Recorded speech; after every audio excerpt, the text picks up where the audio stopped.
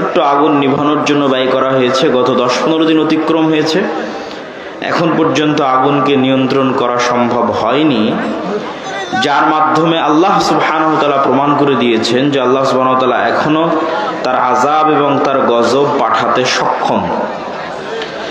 এবং এই কথাই আল্লাহ সুবহানাহু ওয়া তাআলা কোরআন মাজিদে বলেছেন, আফা আমিনা আহলুল কুরা আন ইয়াতিয়াহুম বাসুনা বায়াতান ওয়া হুম নাইমুন। আজকের যুগে মানুষ কি নিরাপদ হয়ে গেল? ঢাকাবাসী, দুবাইবাসী, সিঙ্গাপুরবাসী, আমেরিকা, ইসরায়েলবাসী কি নিজেদেরকে নিরাপদ মনে করে নিল? যে অত্যাধুনিক প্রযুক্তির যুগে যখন জানা যায় কখন বৃষ্টি হবে, যখন জানা যায় কোথায় ঝড় তৈরি হচ্ছে, কত কিলোমিটার বেগে কোন দিক দিয়ে সেই ঝড়টা অতিক্রম করবে, যখন ফায়ার সার্ভিস থেকে শুরু করে সকল দুর্যোগ মোকাবেলা করার মানুষ নিজের কাছে সরঞ্জামাদি অত্যাধুনিক ব্যবস্থাপনা তৈরি করে নিয়েছে, তার দ্বারা কি মানুষ মনে করে নিয়েছে যে আল্লাহর আযাব আর গজব আর আসবে না? এমতো অবস্থায় যে মানুষ রাতে ঘুমন্ত, এমতো অবস্থায় যে মানুষ দুপুরের পর বিশ্রাম করছে, এমতো অবস্থায় যে মানুষ দিনের বেলা খেলাধুলায় মত্ত আছে, এরকম অবস্থায় আল্লাহর আযাব এবং গজব আসবে না, এটা কি মানুষ নিশ্চিত হয়ে গেছে? যদি মানুষ নিশ্চিত হয়ে গিয়ে থাকে, তাহলে আল্লাহ সুবহানাহু ওয়া তাআলা এবার নিদর্শন দিচ্ছে যে অতীতে আল্লাহ আমাদের চেয়ে শক্তিশালী জাতিদেরকে ধ্বংস করে দিয়েছে। অতীতে আল্লাহ নিজে বলছেন, আল্লাহ সুবহানাহু ওয়া তাআলা পবিত্র কোরআন মাজিদে বলেন, ওয়া কুল্লান আখাযনা বিযামবিহি। অতীতের আমি যত শহর, নগর, বন্দর ধ্বংস করে দিয়েছি, সবগুলো ধ্বংস করেছি পাপের কারণে। ফামিনহুম মান আখাযাতহুমুস সাইহা। কাউকে ধ্বংস করেছি বিকট আওয়াজে, কাউকে ধ্বংস করেছি প্রচন্ড ঝড় বাতাসে, কাউকে ধ্বংস করেছি ফাখাসাফনা বিহিল আরজ, কাউকে ধ্বংস করেছি মাটিতে ধসিয়ে, কাউকে ধ্বংস করেছি পানিতে ডুবিয়ে। আল্লাহ সুবহানাহু ওয়া তাআলা আরো বলেন যে আমি অতীতে কত শত শহর ও বন্দর ধ্বংস করেছি, যারা অহংকারী হয়ে গেছিল, বাতিরাত মাঈশাতাহা, যাদের উন্নত লাইফস্টাইল, উন্নত জীবনযাপন, উন্নত সভ্যতা তাদেরকে অহংকারী করে তুলেছিল। তো তাদের ওই উন্নত শহর, উন্নত প্রযুক্তি, উন্নত সভ্যতাকে এমন ভাবে ধ্বংস করে দিয়েছি যে তাদের ওই বসবাস করার জায়গা আর পরবর্তীতে বসবাসের যোগ্যই থাকেনি। আজকের যদি দুবাইয়ের উদাহরণ নেন, তো আল্লাহ অতীতের এরকম বহু দুবাই ধ্বংস করে দিয়েছে। আজকের যদি লস অ্যাঞ্জেলসের উদাহরণ নেন, তো এরকম বহু লস অ্যাঞ্জেলস আল্লাহ অতীতে ধ্বংস করে দিয়েছে, যেখানে উন্নত লাইফস্টাইল ছিল, যেখানেও একটা ফ্ল্যাট এবং একটা প্লট ক্রয় করার জন্য মানুষ কোটি কোটি টাকা ব্যয় করত। কিন্তু আল্লাহ বলছে আমি কেমন ভাবে ধ্বংস করেছি যে আর পরবর্তীতে বসবাসেরই যোগ্য থাকেনি, এভাবে ধ্বংস করে দিয়েছে। সম্মানিত উপস্থিতি, আল্লাহ সুবহানাহু ওয়া তাআলা কোরআন মাজিদে অতীতে কয়েকটা কওমের ধ্বংসের বিবরণ দিয়েছেন। আমি সংক্ষিপ্তভাবে আপনাদের সামনে তুলে ধরব। নূহ আলাইহিস সালাতু ওয়াস সালামের কওমের ধ্বংসের বিবরণ দিয়েছেন, লূত আলাইহিস সালাতু ওয়াস সালামের কওমের ধ্বংসের বিবরণ দিয়েছেন, আদ জাতির ধ্বংসের বিবরণ দিয়েছেন, সামুদ জাতির ধ্বংসের বিবরণ দিয়েছেন, ফেরাউনের ধ্বংসের বিবরণ দিয়েছেন, কারুনের ধ্বংসের বিবরণ দিয়েছেন। নূহ আলাইহিস সালাতু ওয়াস সালামকে আল্লাহ সুবহানাহু ওয়া তাআলা তার কওমের নিকটে পাঠিয়েছিলেন তাওহীদের দাওয়াত নিয়ে, আর তিনি দাওয়াতি কাজ করেছেন 50 বছর কম 1000 বছর। আলফা সানাহ ইল্লা 50, কোরআনের আয়াত যে 1000 বছর দাওয়াতি কাজ করেছে, 50 বছর কম, 950 বছর। তো যখন এই দাওয়াতি কাজে তার কওম বিরক্ত হয়ে গেছে, তখন তার কওম বলতেছে, ইয়া নূহ, হে নূহ, তুমি অনেক আমাদেরকে ডিস্টার্ব দিয়েছো, ফাতিনা বিমা তাইদুনা। তো এতদিন যে 950 বছর আমাদের ভয় দেখালে যে এটা না করলে আল্লাহর আযাব এবং গজব আসবে, তো আজকে আল্লাহর সে আযাব এবং গজব নিয়ে আসো যদি তুমি সত্যবাদী হও। নাউজুবিল্লাহ। তারপরে যখন আল্লাহ সুবহানাহু ওয়া তাআলার আদেশ চলে আসলো ওয়াফারাত তান্নূর, এবং নূহ আলাইহিস সালাতু ওয়াস সালামের বাড়ির চুলা থেকে পানি বের হওয়া শুরু হলো, তখন আল্লাহ নূহ আলাইহিস সালাতু ওয়াস সালামকে বললেন যে প্রত্যেক জাতি প্রজাতি থেকে এক জোড়া করে উঠিয়ে নিতে তার নৌকাতে। আর কাদেরকে উঠিয়ে নিতে? ওয়ামা আমানা, আর যারা ঈমান আনয়ন করেছে কিন্তু ঈমান আনয়ন করেনি তার সাথে ওয়ামা আমানা মাআহু ইল্লা কালিল, তার সাথে ঈমান আনয়ন করেছে অতি অল্প সংখ্যক মানুষ। তখন নূহ আলাইহিস সালাতু ওয়াস সালাম তার সন্তানকে বললেন, ইয়া বুনাইয়া আরকাব মা'না ওয়ালা তাকুম মা'আল কাফিরিন, হে আমার বৎস, নৌকায় উঠে যাও, কাফেরদের সঙ্গী হয়েও না। তখন তার সন্তান উত্তরে বলছে, আমি পৃথিবীর সবচেয়ে উঁচু পাহাড়ে আশ্রয় নিব। ইয়াসিমুনি মিনাল মা, যে উঁচু পাহাড় তোমার আল্লাহর গজবের এই পানি থেকে আমাকে আশ্রয় দিবে। নূহ আলাইহিস সালাম বলছেন, লা আসিমাল ইয়াউম, আজকে আল্লাহর আযাব ও গজবের পানি থেকে কেউ আশ্রয় নিতে পারবে না। যদি হিমালয় পাহাড়ের চূড়ায় গিয়ে আশ্রয় নেয় তো হিমালয় পাহাড়কেও আল্লাহ সুবহানাহু ওয়া তাআলা পানিতে ডুবিয়ে ছাড়বেন, এবং তাই ঘটিয়েছেন আল্লাহ সুবহানাহু ওয়া তাআলা। পানি বাড়তে বাড়তে এমন পর্যায়ে পানি পৌঁছে গেল যে নিচে শুধু পানি, উপরে আসমান, আর কিছু নাই, সব ধ্বংস হয়ে গেছে পৃথিবীতে। তখন আল্লাহ সুবহানাহু ওয়া তাআলা মাটিকে বলছেন, ইয়া আরযু বলঈ, হে মাটি পানি শুষে নাও, আর হে আসমান ক্ষান্ত হও। এবং ধীরে ধীরে পানি কমে গেল এবং নূহ আলাইহিস সালাতু ওয়াস সালামের নৌকা জুদি নামক পাহাড়ে অবতরণ করল। তো নূহ আলাইহিস সালাতু ওয়াস সালামের কওমের ধ্বংসের বিবরণ তাওরাতে আছে, ইনজিলে আছে, কোরআনে আছে। তো নূহ আলাইহিস সালাতু ওয়াস সালামকে যে ভয়াবহ বন্যা দিয়ে আল্লাহ ধ্বংস করেছেন, আজকের লস অ্যাঞ্জেলসের আগুন তার তুলনায় কিছুই কিছুই কিছুই কিছুই না। তারপরে যদি আসে লূত আলাইহিস সালাতু ওয়াস সালামের কথা, লূত আলাইহিস সালাতু ওয়াস সালামের কওম পৃথিবীতে এমন নিকৃষ্ট গুনাহ করেছিল যা অতীতে পৃথিবীতে আর কেউ কোনোদিন করেনি। আর ওই ভয়ঙ্কর ভয়াবহ গুনাহ থেকে বাঁচানোর জন্য লূত আলাইহিস সালাতু ওয়াস সালাম তার কওমের মাঝে দাওয়াতি কাজ করতেন। তার কওমের উত্তর কি ছিল? তার কওমের উত্তর এটা ছিল যে তুমি যখন এতই পবিত্র তা আমাদের সাথে থাকার দরকার নাই, আমরা সব অপবিত্র, তুমি পবিত্র, তুমি আমাদের এলাকা ছেড়ে চলে যাও।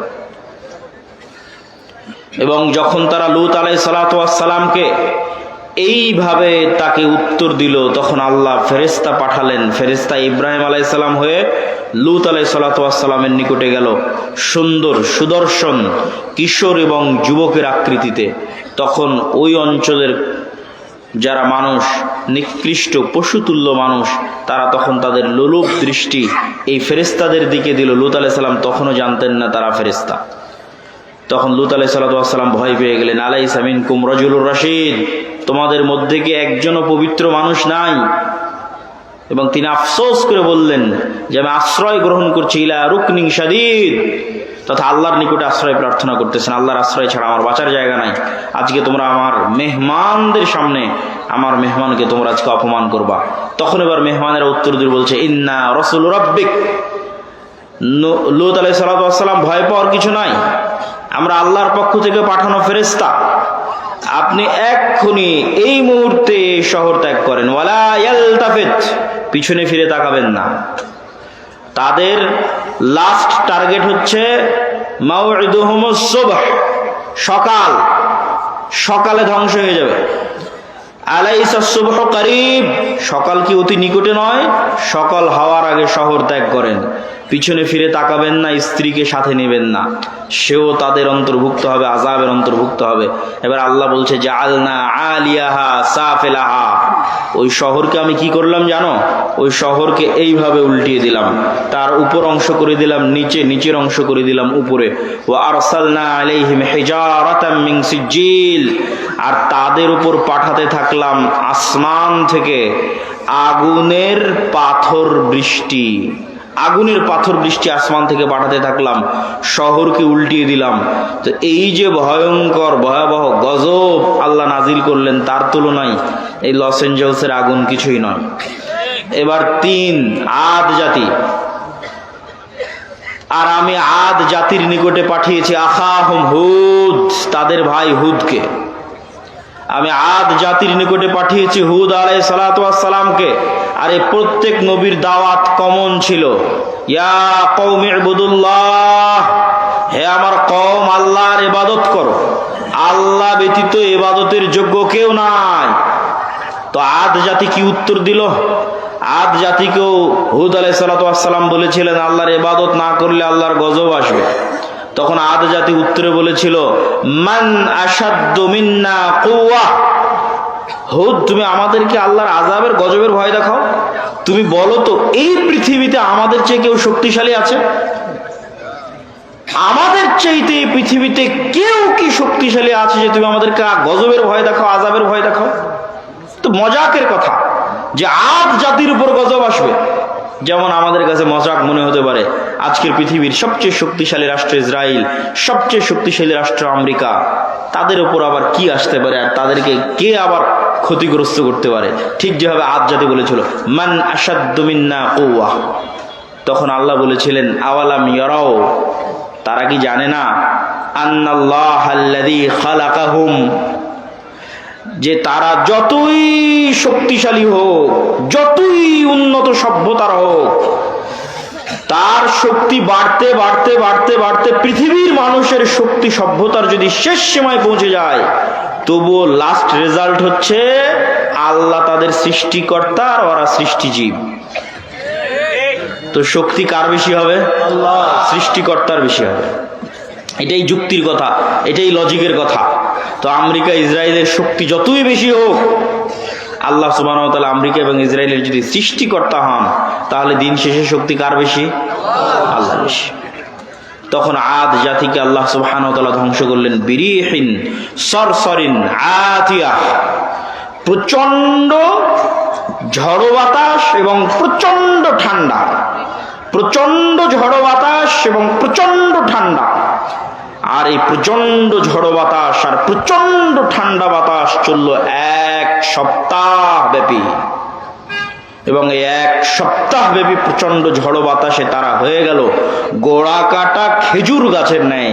যারা বলেছিল তারা পৃথিবীর সবচেয়ে শক্তিশালী, তৎকালীন যুগের সবচেয়ে উন্নত, সবচেয়ে সভ্য নগরীকে আল্লাহ সুবহানাহু ওয়া তাআলা ধ্বংস করে দিলেন। এবার আসে সামুদ জাতির কথা। সামুদ জাতির নিকটে আল্লাহ পাঠিয়েছিলেন তাদের ভাই সালেহকে।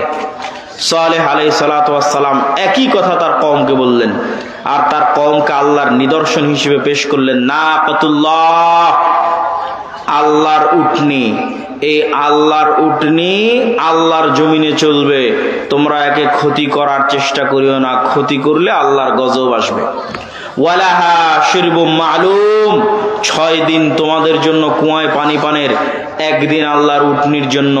যেই দিন আল্লাহর উটনি পানি পান করবে, সেই দিন উটনি থেকে এই পরিমাণ দুধ হতো যে সমগ্র সামুদ জাতি সেই দুধ দহন করে নিয়ে খেয়ে বাড়িতে নিয়ে শেষ করতে পারত না। আল্লাহু আকবার। কিন্তু এই নিয়ামত তাদের সহ্য হয়নি, তারা অহংকারী।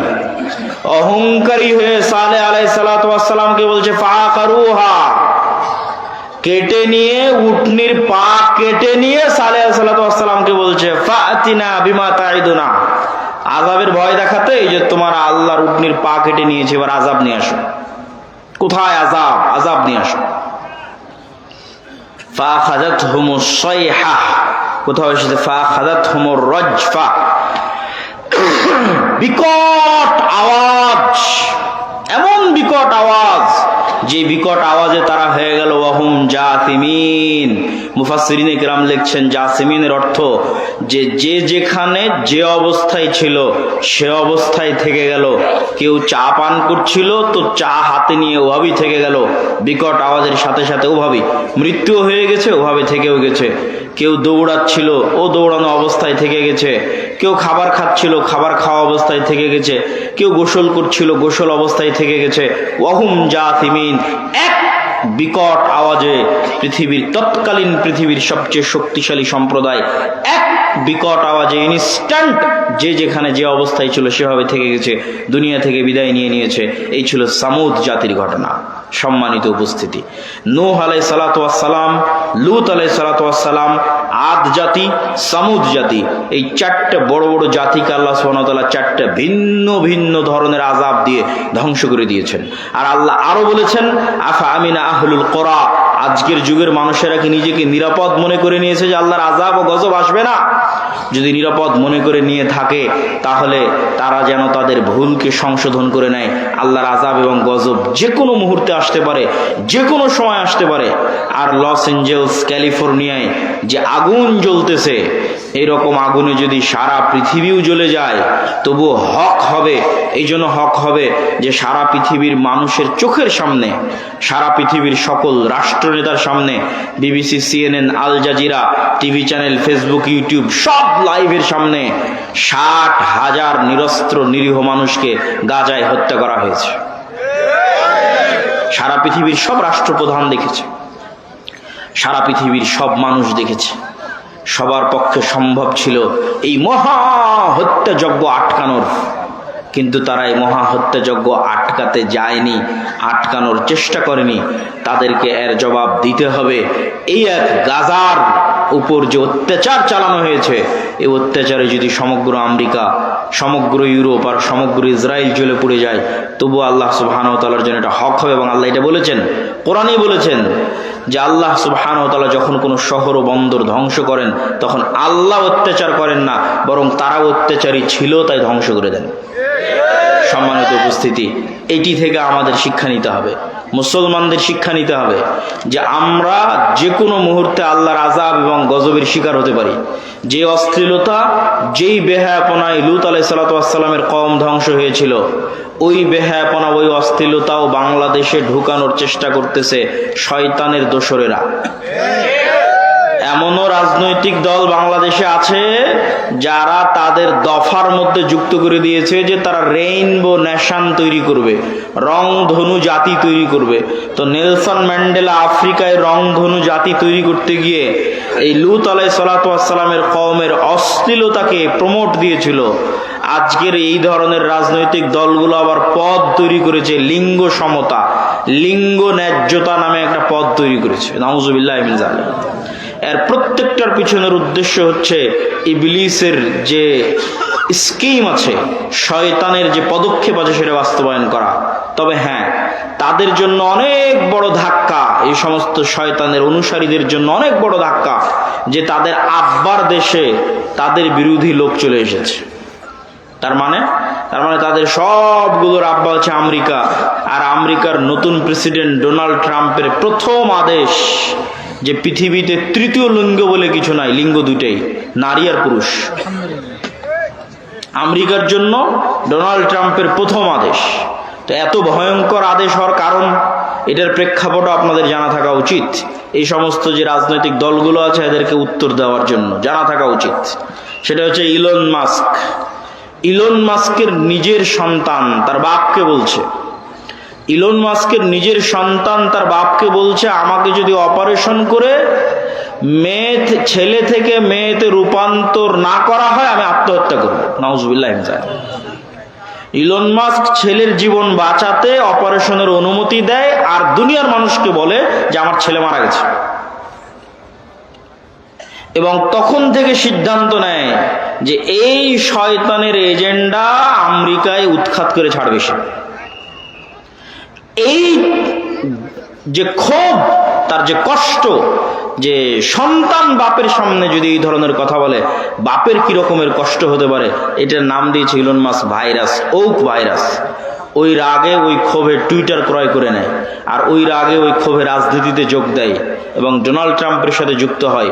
এই জন্য ডোনাল্ড ট্রাম্প ক্ষমতায় এসে প্রথম অধ্যাদেশ জারি করেছে, কোনো তৃতীয় লিঙ্গ বলে কিছু নাই, হয় নারী আর পুরুষ, আর বাইরে আর কিছু নাই, কোনো ট্রান্সজেন্ডার নাই, কিচ্ছু নাই। এখান থেকে আমাদের শিক্ষা নেওয়ার আছে যে আমাদের দেশে যারা অতি সেকুলার হয়ে, অতি উদার হয়ে মুসলিম দেশে রাজনীতি করবে, অথচ রেইনবো নেশনের নামে রাজনীতি করবে, লিঙ্গ সমতার নামে পদ তৈরি করে রাজনীতি করবে, এদের রাজনীতি করার অধিকার বাংলাদেশে নাই। আমি ওই দলকে নাম না নিয়ে উদাত্ত আহ্বান জানাবো যে বাংলাদেশের মানুষের মনোভাব, বাংলাদেশের মানুষের সামাজিক মূল্যবোধ বোঝার চেষ্টা করতে হবে। আল্লাহর চেয়ে শক্তিশালী কেউ নয়।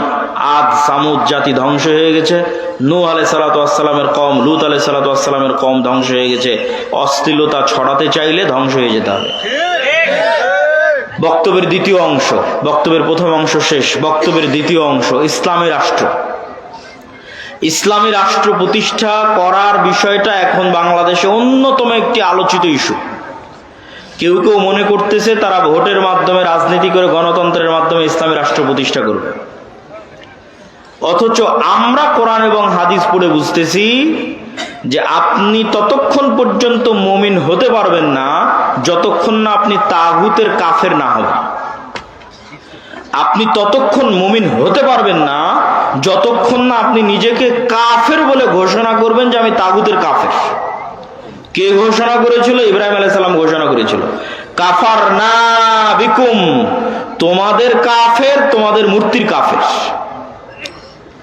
ইব্রাহিম আলাইহিস সালাতু ওয়াস সালাম ঘোষণা করেছিলেন তোমাদের কাফের, তোমাদের মূর্তির কাফের, এবং তিনি তার জাতির শিরক থেকে নিজেকে মুক্ত ঘোষণা করেছিলেন। এই জন্য আল্লাহ কোরআনে বলেছেন, আমাই ইয়াকফুর বিত্তাগুত, আগে তাগুতকে অস্বীকার করতে হবে, কাফের হতে হবে, ওয়ায়ুমিন বিল্লাহ, তারপর আল্লাহর উপর ঈমান আনবেন। আপনি যদি বলেন যে আমি রাষ্ট্রে ইসলাম প্রতিষ্ঠা করতে চাই, তো রাষ্ট্রে ইসলাম প্রতিষ্ঠার সবচেয়ে বড় শত্রু যেগুলো, এগুলোর কাফের হতে হবে। তো রাষ্ট্রে ইসলাম প্রতিষ্ঠার সবচেয়ে বড় শত্রু হচ্ছে গণতন্ত্র, রাষ্ট্রে ইসলাম প্রতিষ্ঠার সবচেয়ে বড় শত্রু হচ্ছে সমাজতন্ত্র, রাষ্ট্রে ইসলাম প্রতিষ্ঠার সবচেয়ে বড় শত্রু হচ্ছে সেকুলারিজম, ধর্মনিরপেক্ষ মতবাদ। মানুষ বলে গত 16 বছর অমুক এটা করেছে, গত 16 বছর অমুক এটা করেছে। এইটা কেন কেউ বলে না গত 16 বছর কি দেশ ইসলামী আইন অনুযায়ী চলতো? কথা বলেন, ইসলামী আইন অনুযায়ী চলতো?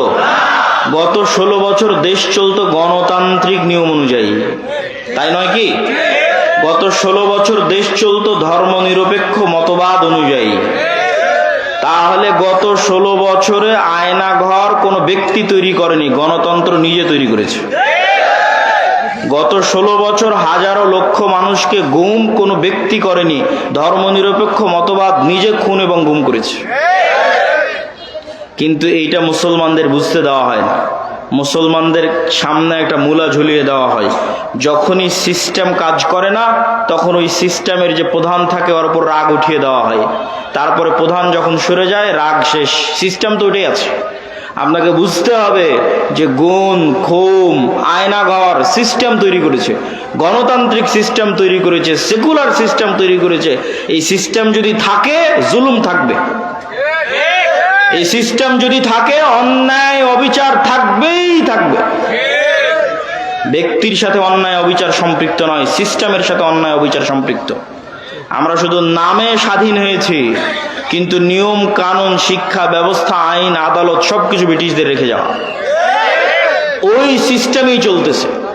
ব্রিটিশ আর্মিতে যে আইন ছিল ওই আইন পাকিস্তান আর্মিতে, পাকিস্তান আর্মিতে ওই আইন ইন্ডিয়ান আর্মিতে, ইন্ডিয়ান আর্মির আইন পাকিস্তান আর্মিতে, পাকিস্তান আর্মির আইন বাংলাদেশ আর্মিতে, সব জায়গায় ব্রিটিশ আইন চলতেছে।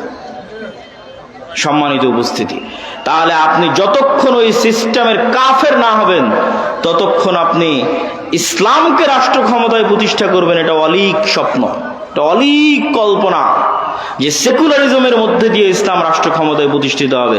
বিকৃত ইসলাম প্রতিষ্ঠিত হতে পারে, কম্প্রোমাইজড ইসলাম প্রতিষ্ঠিত হতে পারে, অবিকৃত শক্তিশালী ইসলাম কখনো এই সমস্ত তন্ত্রমন্ত্র দিয়ে প্রতিষ্ঠিত হবে না, যে তন্ত্রমন্ত্রকে তৈরি করা হয়েছে ইসলাম যেন রাষ্ট্র ক্ষমতায় যেতে না পারে তার জন্য। 2 নাম্বার, রাষ্ট্র ক্ষমতা ইসলাম প্রতিষ্ঠা করার কি আমরা মুসলমানেরা যোগ্য? এইটার উত্তর আপনাকে দিতে হবে। ইসলামের রাষ্ট্র ক্ষমতার ব্র্যান্ডিং হচ্ছে ন্যায় বিচার এবং সত্যবাদিতা। এটা হচ্ছে রাষ্ট্র ক্ষমতায় ইসলামের ব্র্যান্ডিং। মোহাম্মদ বিন কাসেম যখন সিন্ধুতে অভিযান করে, তারেক বিন জিয়াদ যখন স্পেনে অভিযান করে, ইতিহাস ঘেটে দেখেন যে সিন্ধুতে অভিযান করেছে ইসলাম প্রচারের জন্য না অন্যায় দূর করার জন্য? স্পেনে অভিযান করেছে, সিন্ধুতে অভিযান করেছে ইসলাম প্রচারের জন্য না অন্যায় দূর করার জন্য? ইতিহাস ঘেটে দেখবেন যে প্রত্যেকটা আক্রমণাত্মক যুদ্ধ হয়েছে, ওই অঞ্চলের অত্যাচারিত মাজলুম মানুষকে মুক্তি দিয়ে তাদের মধ্যে ন্যায় প্রতিষ্ঠা করার জন্য। এমনকি বাংলাদেশে ইখতিয়ার উদ্দিন মোহাম্মদ বিন বখতিয়ার খিলজি থেকে শুরু করে শাহজালাল থেকে শুরু করে যারাই বাংলাদেশে অভিযান পরিচালনা করেছে তাদের প্রত্যেকের উদ্দেশ্য ছিল বাংলাদেশের মানুষকে জুলম থেকে মুক্তি দেওয়া। এই একই কথা রাসূলুল্লাহ সাল্লাল্লাহু আলাইহি ওয়াসাল্লাম ঈসা আলাইহিস সালাতু ওয়াস সালামের ক্ষেত্রে বলে গেছেন যে ঈসা আলাইহিস সালাম যখন রাষ্ট্রনেতা হবেন তখন হাকামান মুকসিতা, সারা পৃথিবীতে ন্যায় বিচার প্রতিষ্ঠা করবেন। এটা হচ্ছে ইসলামের ব্র্যান্ডিং, যে ইসলাম রাষ্ট্র ক্ষমতায় গেলে ন্যায় বিচার প্রতিষ্ঠা হবে। তাহলে প্রশ্ন হচ্ছে, মুসলমান যদি নিজে ন্যায়পরায়ণ না হয় কিভাবে সে রাষ্ট্র ক্ষমতায় ন্যায় বিচার প্রতিষ্ঠা করবে? আপনাকে আমি আরো উদাহরণ দিয়ে বুঝাই, এখানে আপনারা উপস্থিত আছেন, উদাহরণগুলো বুঝবেন। বাবা মারা গেছে, বোন বাবার সম্পত্তিতে যা সম্পদ পাবে আপনি ন্যায়ের সাথে সেটি বুঝিয়ে দিয়েছেন কিনা? প্রশ্ন, আপনি আপনার আশেপাশের পাড়া প্রতিবেশী সবার দিকে তাকিয়ে দেখেন যে সে ন্যায়ের সাথে বুঝিয়ে দিয়েছে কিনা। একদল পাবেন দেয়নি, একদল পাবেন যদি দিয়ে থাকে তো দামি জমিটা নিজের কাছে রেখেছে, বিলের জমিটা বোনকে দিয়েছে। তাহলে এই যে ব্যক্তি যে সামান্য তার পরিবারে তার বোনের উপর ন্যায় প্রতিষ্ঠা করতে পারলো না, ওই ব্যক্তিকে যদি রাষ্ট্র ক্ষমতা দেওয়া হয় তাহলে গত 16 বছর যা দুর্নীতি হয়েছে তার চেয়ে বেশি দুর্নীতি করবে। গত 16 বছর যা জুলুম হয়েছে তার চেয়ে বেশি জুলুম করবে। ওকে দিয়ে কখনো রাষ্ট্র ক্ষমতা ইসলাম প্রতিষ্ঠিত হবে না, কেননা রাষ্ট্র ক্ষমতা ইসলাম মানে ন্যায় বিচার প্রতিষ্ঠা হবে। তো সে তো দুর্নীতিগ্রস্ত, সে কিভাবে ন্যায় বিচার প্রতিষ্ঠা করবে? আপনি সমাজে তাকিয়ে দেখেন যে প্রত্যেকটা সেক্টরে সেক্টরে, এলাকায় এলাকায়, সমাজে সমাজে যৌতুকের ভিত্তিতে বিবাহ হচ্ছে। যৌতুকের ভিত্তিতে বিবাহ অন্যায়, মানুষের প্রতি অন্যায়। আমি এখন ন্যায় এবং অন্যায় বলতে সালাত সিয়ামের অন্যায় বুঝাচ্ছি না, এক মানুষের সাথে আর এক মানুষের প্রতি অন্যায়। তো যে যৌতুকের ভিত্তিতে যেই পরিবার বিবাহ করছে, যৌতুকের ভিত্তিতে যেই বিবাহে পুরো এলাকা, পুরো গ্রাম, কাজী, আলেম, হুজুর, হাজি সব অংশগ্রহণ করতেছে, এই আলেম, এই কাজী, এই হুজুর আর এই বিবাহকারী পাত্র আর এই বিবাহকারী ছেলে পক্ষ, এদেরকে রাষ্ট্র ক্ষমতায় দেওয়া হলে এরা গত 16 বছরের চেয়ে বড় দুর্নীতিবাজ হবে। কেন? ও সামান্য একটা মেয়ের প্রতি ন্যায় করতে পারছে না, সামান্য তার স্ত্রীর প্রতি ন্যায় করতে পারছে না। তাহলে এটা কেমনে সম্ভব যে সে রাষ্ট্র ক্ষমতায় বসে 16 কোটি 18 কোটি মানুষের প্রতি ন্যায় করবে? অসম্ভব। তো এই জন্য যদি মুসলমানেরা বলে যে আমাদের রাষ্ট্র ক্ষমতা দরকার, তাহলে মুসলমানদেরকে আগে উন্নত পার্সোনালিটি, উন্নত ব্যক্তিত্ব এবং ন্যায় পরায়ণ যে ব্যক্তিত্ব যা নবীদের ছিল, যা রাসূলদের ছিল, সেই ন্যায় পরায়ণ ব্যক্তিত্ব অর্জন করতে হবে, ন্যায় বিচার প্রতিষ্ঠা করার সক্ষমতা অর্জন করতে হবে। আপনি ইসলামী দলে যান, সংগঠনে যান, মসজিদে যান, মাদ্রাসায় যান, যত বিভেদ বিভক্তি আছে সেখানে যান, প্রত্যেকটা জায়গায় দেখবেন অন্যায় জড়িত। ইসলামী দলের আমির ওই কর্মীকে পদ দিয়েছে যে বেশি চামচামি করে, আর যে রাত দিন পরিশ্রম করেছে ওকে বের করে দিয়েছে। তাহলে সে তার দলে ন্যায় প্রতিষ্ঠা করতে পারেনি, ও রাষ্ট্রে কিভাবে ন্যায় প্রতিষ্ঠা করবে? জালেম। জুলম কখনো ইসলামী রাষ্ট্রের মানদণ্ড হতে পারে না, ন্যায় ইসলামী রাষ্ট্রের মানদণ্ড। আর সত্যবাদিতা, আপনি মুসলমানদের কাছে যান, ইউরোপ এবং আমেরিকায় বসবাসরত মুসলমান, অধিকাংশ মুসলমান তাদের কাফের রাষ্ট্রের কাছে, খ্রিস্টান রাষ্ট্রের কাছে মিথ্যা বলে অতিরিক্ত টাকা নিচ্ছে। মুসলমান মিথ্যা বলছে, সে নামাজ পড়ে, বলছে আমি কালেমা পড়ি, আশহাদু আল্লা ইলাহা ইল্লাল্লাহ বলে, আশহাদু আন্না মুহাম্মাদার রাসূলুল্লাহ বলে, কিন্তু সেই মুসলমান মিথ্যা বলছে আর এক কাফেরের কাছে একটু টাকা বেশি নেওয়ার জন্য পুরো জীবনটা মিথ্যার উপর পার করে দিচ্ছে। আপনাদের এই নরসিংদী, নারায়ণগঞ্জ, রূপগঞ্জ অঞ্চলেও যেহেতু কিছুদিন থেকে থাকা হচ্ছে সেহেতু দেখতেছি নির্বাচনের সময় মানুষ 2 এমপি পদপ্রার্থীর থেকে টাকা নিয়ে বলেছে তাকে ভোট দিবে। তার মানে সে মিথ্যুক। তাহলে একজন মিথ্যুক মানুষ কিভাবে নেতা হবে? একজন মিথ্যুক মানুষ কিভাবে দেশ ও জাতির দায়িত্ব নিবে? এটা অসম্ভব। আজকের যুগের মুসলমানদের ব্যক্তিত্ব মক্কার কাফের মুশরিকদের ব্যক্তিত্বের চাইতে নিম্নমানের। কিভাবে? এখনই আলোচনা শুনলেন আবু তালেব কাফের, আবু তালেব মুশরিক, কিন্তু একটা প্রমাণ দেখান দেখি যে আবু তালেব কোনোদিন মিথ্যা বলেছে? আবু তালেব কোনোদিন তার মুখের ওয়াদা রক্ষা করেনি? মুখের কথা রক্ষা করতে গিয়ে 3 বছর, মুখের কথা রক্ষা করতে গিয়ে 3 বছর ভাতিজার সাথে না খেয়ে জীবন পার করেছে। তার নাম আবু তালেব। মানে রক্তে নেতৃত্বের গুণ আছে। রক্তে কিসের গুণ আছে? নেতৃত্বের গুণ আছে। মিথ্যা বলে নেতা হওয়া যায় না, কথা রক্ষা না করে নেতা হওয়া যায় না। আবু তালেব নেতা, he is a by born leader, জন্মগত নেতা। জন্মগত নেতা দেখে মুখের কথার দাম রক্ষা করার জন্য ভাতিজার সাথে 3 বছর না খেয়ে জীবন পার করে দিয়েছে। আবু সুফিয়ান নেতা, লিডার, নেতৃত্বের যোগ্যতা আছে, কাফের মুশরিক, কিন্তু ব্যক্তিত্ব আছে। তার চিরন্তন শত্রুর বিরুদ্ধে মিথ্যা বলেনি। হিরাক্লিয়াসের দরবারে দাঁড়িয়ে আপনার একটা রাজনৈতিক দলের নেতাকে জিজ্ঞেস করেন, তার বিপরীত রাজনৈতিক দল সম্পর্কে যা বলবে 16 আনাই মিথ্যা। এই পুরো গণতান্ত্রিক রাজনীতি দাঁড়িয়ে আছে মিথ্যার উপর। পুরো গণতান্ত্রিক সিস্টেম দাঁড়িয়ে আছে মিথ্যার উপর। মিথ্যা না বললে গণতন্ত্র চলে না, মিথ্যা না বললে গণতন্ত্রে নেতা হওয়া যায় না, মিথ্যা এবং দুর্নীতি না করলে গণতন্ত্রে নিজের গদি টিকিয়ে রাখা যায় না। গণতন্ত্র সিস্টেমটা এমন যে সিস্টেম আপনাকে মিথ্যা বলতে বাধ্য করবে। তো মিথ্যা বলে আপনি কিসের নেতা হবেন? কিসের রাষ্ট্রে ইসলাম প্রতিষ্ঠা করবেন? অন্যায় করে মিথ্যা বলে রাষ্ট্রে ইসলাম প্রতিষ্ঠা করা সম্ভব নয়। মুসলমানরা যদি বলে যে আমরা রাষ্ট্রে ইসলাম প্রতিষ্ঠা করতে চাই, তাহলে আগে মুসলমানদেরকে দায়িত্ব নিতে হবে যে তারা ইনজাস্টিস, অন্যায়ের বিরুদ্ধে শক্ত থাকবে। যেমন আজকে নরসিংদীর যুবকেরা যদি বলে যে হ্যাঁ তারা রাষ্ট্রে ইসলাম প্রতিষ্ঠা করতে চায়, তাহলে তুমি আগে নিশ্চিত করো যে তোমার নরসিংদীর নোয়াগাঁওয়ে কোথাও যেন একটা মেয়েরও যৌতুকের ভিত্তিতে বিবাহ না হয়। জুলম হবে আর মুসলমান চাইয়ে দেখবে ওই মুসলমানকে আল্লাহ নেতা বানাবে, নাউজুবিল্লাহ মিন যালিক। জুলম হবে, মুসলমান চাইয়ে দেখবে আর সেই মুসলমানকে আল্লাহ নেতা বানাবে ইসলামের নামে। আস্তাগফিরুল্লাহ আল-আযীম। তুমি যদি বলো রাষ্ট্রে ইসলাম প্রতিষ্ঠা করতে চাই, তো ওখানে মৃত্যুবরণ করেছে, ওই মৃত্যুর জানাজায় উপস্থিত হয়ে ওর মেয়েকে তার সম্পত্তি বুঝিয়ে দিতে বাধ্য করে তারপর উঠে আসো। ডিসেন্ট্রালাইজেশন, কেন্দ্রীয় রাষ্ট্র ক্ষমতাকে ডিসেন্ট্রালাইজেশন করো, বিকেন্দ্রীকরণ করো, নিজের পরিবার, নিজের সমাজে ন্যায় প্রতিষ্ঠা করো।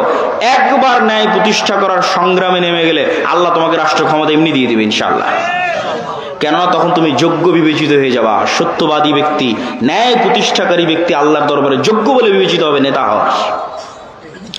আর যদি ওই কম্প্রোমাইজ করার স্বভাব না থাকে, যে গণতন্ত্রের সাথে কম্প্রোমাইজ, সমাজতন্ত্রের সাথে কম্প্রোমাইজ, সেকুলারিজমের সাথে কম্প্রোমাইজ, ধর্ম বিক্রি করে দেওয়ার সাথে কম্প্রোমাইজ, নিজের দিনের উপর আত্মবিশ্বাস নাই, তখন আমি শিখতে বলেছি যুবকেরা, নিজের দিনের উপর আত্মবিশ্বাস ফিরিয়ে আনতে তোমরা 2টে জাতিকে দেখবা, একটা ইহুদি আর একটা হিন্দু। দূরের কথা বাদ দিলাম, আজকে পার্শ্ববর্তী দেশ ভারতের কথাও যদি ধরি, যে বিজিবি এবং বিএসএফ এর সীমান্তে যে গন্ডগোল, এই গন্ডগোল নিয়ে ফেসবুকে যুবকেরা লেখালেখি করছে, হাসি ঠাট্টা ট্রল করছে যে ভারতের হিন্দুরা গরুর মূত্র পান করে, এটা নিয়ে হাসি ঠাট্টা এবং ট্রল। তো আমার কথা হচ্ছে, ভারতের ওই হিন্দু যে গরুর মূত্র পান করে, ওর গরুর মূত্র পান করা একটা ভ্রান্ত কাজ হলেও এই ভ্রান্ত কাজের উপর ওর বিশ্বাস কত অটল, ওর বিশ্বাস কত অবিচল, যে একটা ভ্রান্ত কাজকে রাষ্ট্রে পর্যন্ত প্রতিষ্ঠিত করেছে। আর তুমি কত বড় মরদ, কত বড় সাহসী, যে তোমার নবীর সুন্নাত না তোমার জীবনে, না তোমার বাড়িতে, না তোমার পরিবারে, না তোমার রাষ্ট্রে। তুমি কিসের সাহসী, কিসের বীর পুরুষ? বীর পুরুষ সেই যে তার নিজের দিনের উপর অটল। ইহুদিদেরকে দেখে আসো যে তার দিনের কোনো একটা বিষয়ে ছাড় দেয় কিনা। সারা পৃথিবীতে সুদী অর্থনীতির গুরু তারা, অথচ নিজেরা কোনোদিন সুদ নেয় না, নিজেরা কোনোদিন সুদী লেনদেন করে না। কেন? তারা জানে সুদ মানুষকে গোলাম বানায়, সুদ মানুষকে কৃতদাস বানায়। আল্লাহর নবী নিজে সুদ মানুষকে যে গোলাম বানায়, কৃতদাস বানায়, তার দলিল দিয়ে গেছে। আপনি বলবেন কিভাবে, কোথায় দলিল? জি আমি দলিল দেখাচ্ছি। তার আগে বলে নেই, বাংলাদেশের মুসলমানদের সমাজগুলোতে যদি যাবেন, তাহলে এনজিও আর ক্ষুদ্র ঋণে পরিপূর্ণ। তাহলে এই যে এনজিও এনজিওর মাধ্যমে কিস্তির ভিত্তিতে ক্ষুদ্র ঋণে যুক্ত হয়ে গেছে, ও গোলাম হয়ে গেছে। ও জীবনে কোনোদিন আর নেতা হতে পারবে না, কোনোদিন না। কিভাবে গোলাম হয়ে গেছে? রাসূলুল্লাহ সাল্লাল্লাহু আলাইহি ওয়াসাল্লাম যখনই দোয়া করতেন, আল্লাহর কাছে পরিত্রাণ চাইতেন কর্জ থেকে, আল্লাহুম্মা ইন্নী আউযু বিকা মিনাল মা'সামি ওয়াল মাগরাম, আল্লাহ কর্জ থেকে পরিত্রাণ চাই। আল্লাহর নবীকে জিজ্ঞেস করা হলো, কেন কর্জ থেকে পরিত্রাণ চান এত? আল্লাহর নবী বললেন, ইজাস্তাদানা রাজুল, মানুষ যখন কর্জ নেওয়া শুরু করে, বাদা ইউকাযযিব, মিথ্যা বলা শুরু করে। আল্লাহর নবী বললেন, যখনই কর্জ নেওয়া শুরু করে, মিথ্যা বলা শুরু করে, 1 টাকা 10 টাকা 15 টাকা 20 টাকা কর্জ নিয়েছে, পরের দিন টাকা চাইতে যাবে, মিথ্যা বলবে। মিথ্যা বলবে না? মিথ্যা বলবে। নিজে মিথ্যা বলবে, তার পরিবারকে মিথ্যা বলাবে, তার ছেলে মেয়েকে মিথ্যা বলাবে, তার স্ত্রীকে মিথ্যা বলাবে। পুরো একটা পরিবার মিথ্যার উপর গড়ে উঠতেছে। আর শুরুতেই প্রমাণ করে দিয়েছি যে মিথ্যা বলেও নেতা হয়। আবু তালেব মিথ্যা বলতো, আবু সুফিয়ান মিথ্যা বলতো, কাফের মুশরিক অবস্থায় মিথ্যা বলেন। নেতা, তার নাম নেতা। যে মিথ্যা বলে সে কোশ্চিন কালো নেতা হতে পারে না, আল্লাহ কখনো তাকে নেতা বানাবে না। তাহলে কর্জ নেওয়া মানে মিথ্যা বলা শুরু। পুরো একটা পরিবার যখন মিথ্যার উপর চলে, তখন ওই পরিবার থেকে কোশ্চিন কালো না তারেক বিন জিয়াদের জন্ম হবে, না ওমর ইবনুল খাত্তাবের জন্ম হবে, না মুহাম্মদ বিন কাসিমের জন্ম হবে। নেতার জন্ম হবে না, গোলামের জন্ম হবে, কৃতদাসের জন্ম হবে। সম্মানিত উপস্থিতি, এই জন্য যুবকদেরকে শক্ত হতে হবে, নিজের দিনের উপর কট্টর, নিজের দিনের উপর সেলফ কনফিডেন্ট, আত্মবিশ্বাসী হতে হবে। এবং আত্মবিশ্বাসী হয়ে সমাজ থেকে, পরিবার থেকে যত অন্যায় অনাচার অবিচার আছে, এই অন্যায় অনাচার অবিচারের বিরুদ্ধে আন্দোলন গড়ে তুলতে হবে। এই আন্দোলন করেছিল তিতুমির, এই আন্দোলন করেছিল হাজী শরীয়তুল্লাহ, এই আন্দোলন করেছিল সৈয়দ আহমদ ব্রেলভি, এই আন্দোলন করেছিল শাহ ইসমাইল শহীদ। অন্যায়ের বিরুদ্ধে আন্দোলন করেন, অন্যায়ের বিরুদ্ধে আন্দোলন আপনাকে রাষ্ট্র ক্ষমতায় পৌঁছে দিবে। আল্লাহ সুবহানাহু ওয়া তাআলা কবুল করুক, আল্লাহুম্মা আমিন। বক্তব্যের শেষ পয়েন্ট হচ্ছে দীর্ঘমেয়াদী পরিকল্পনা। সংক্ষিপ্ত 5 বছর 2 বছর হুজুগে পরিকল্পনা, রিয়্যাক্ট করা, এটা দিয়ে কোশ্চিন কালো আপনি রাষ্ট্র ক্ষমতায় যেতে পারবেন না। মুসলমানদের সবচেয়ে বড় সমস্যা হচ্ছে তারা রিয়্যাক্ট করে, তারা অ্যাক্ট করা জানে না। রিয়্যাক্ট কি আর অ্যাক্ট কি আপনাকে বুঝাই। রিয়্যাক্ট আর অ্যাক্ট হচ্ছে আপনি খাচ্ছেন, দাচ্ছেন, ঘুরছেন, ফিরছেন, আড্ডা দিচ্ছেন, হঠাৎ করে শুনলেন বাংলাদেশের রাষ্ট্রের সংবিধানে ইসলাম নাই। হঠাৎ করে একদিন শুনলেন, শোনা মাত্র রাস্তায় ঝাঁপিয়ে পড়ে বললেন লিল্লাহি তাকবীর, আল্লাহু আকবার। এটার নাম রিয়্যাক্ট। আর অ্যাক্ট কি?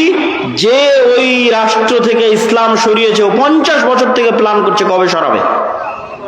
50 বছর থেকে প্ল্যান করছে। আপনার প্ল্যান কয়দিনের?